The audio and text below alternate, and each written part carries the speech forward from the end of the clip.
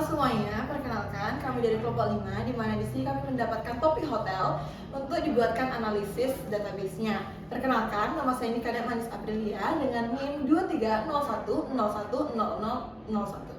Perkenalkan, nama saya Nikada Lia Masika Dewi dengan NIM 2301010013.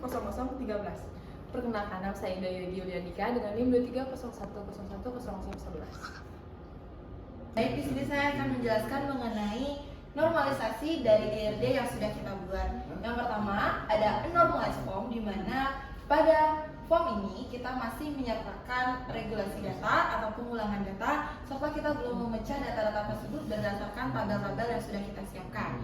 Yang pertama, ada ID tamu, nama, jenis kelamin, tempat tanggal lahir, email, nomor telepon, kewarganegaraan, nomor identitas, ID kamar, tipe kamar, harga kamar, ID FO atau ID front office, nama, alamat, nomor telepon, email, ID transaksi, check-in, check-out, serta total transaksi. Tabel-tabel tersebut adalah tabel-tabel yang belum kita pecah berdasarkan tabel-tabel yang sudah kita siapkan.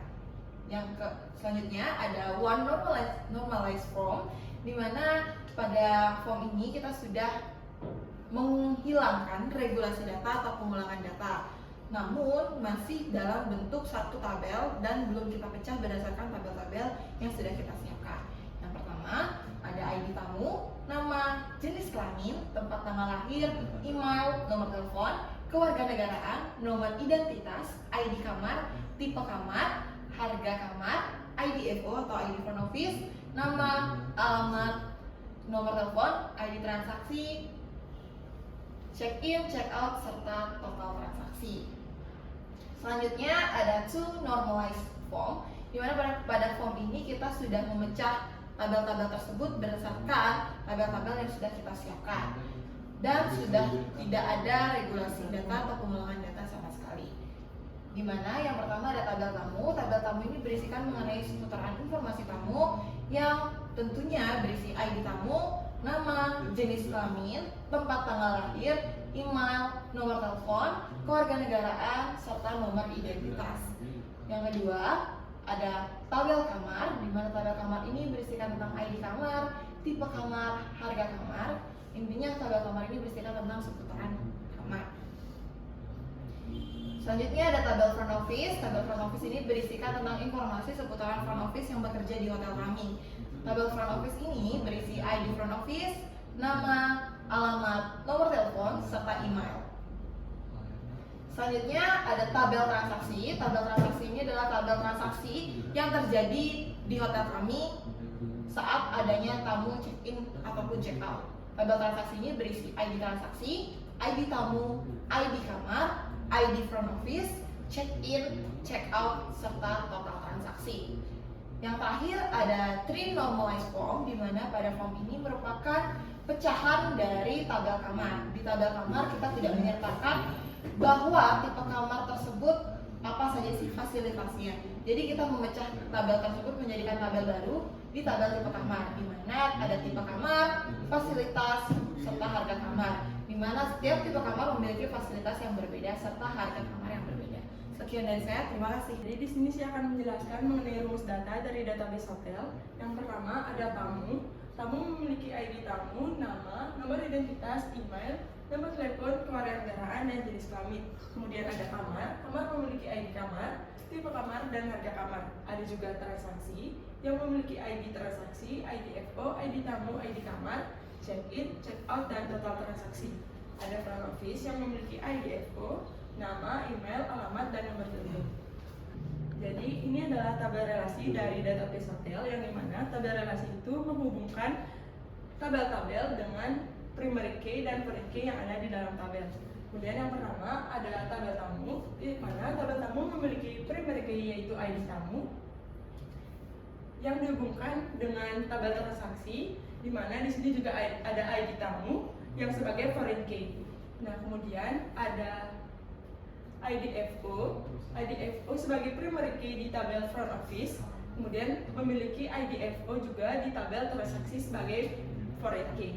Kemudian ada ID kamar di tabel kamar sebagai primary key, Ada juga ID kamar di tabel kamu sebagai foreign key. Kemudian di sini satu tamu bisa memiliki satu transaksi. Kemudian ada banyak front office bisa memiliki banyak transaksi.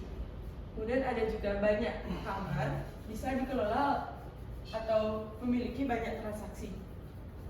Sekian yang dapat saya sampaikan. Terima kasih. Jadi di sini saya akan menjelaskan mengenai ERD. Dari topik yang kami dapatkan yaitu hotel. Nah, yang pertama di sini ada entitas tamu yang memiliki beberapa atribut di sini. ID tamu sebagai atribut primary key. Selain itu ada atribut nama, tempat tanggal lahir, email sebagai atribut multi value, jenis kelamin, kewarganegaraan, nomor telepon sebagai atribut multi value, serta nomor identitas. Lalu di entitas kedua ada entitas transaksi. Entitas transaksi ini memiliki relasi antar entitas tamu dengan kardinalitas one to one. Di entitas transaksi ini, ID transaksi sebagai atribut multi value. Selain itu, ada atribut IDFO, total transaksi, ID tamu, ID kamar, check-in, check-out. Jadi, entitas transaksi ini terhubung dengan entitas tamu, kamar, serta FO. Lalu selanjutnya ada entitas FO. Di entitas FO ini terhubung dengan entitas transaksi dengan kardinalitas many to many. Di entitas front office ini, IDFO sebagai primary key. Selain itu ada atribut nama, alamat, email sebagai multi value, serta nomor telepon sebagai multi value. Selanjutnya ada entitas kamar. Entitas kamar ini juga terhubung dengan entitas transaksi dengan kardinalitas one to many.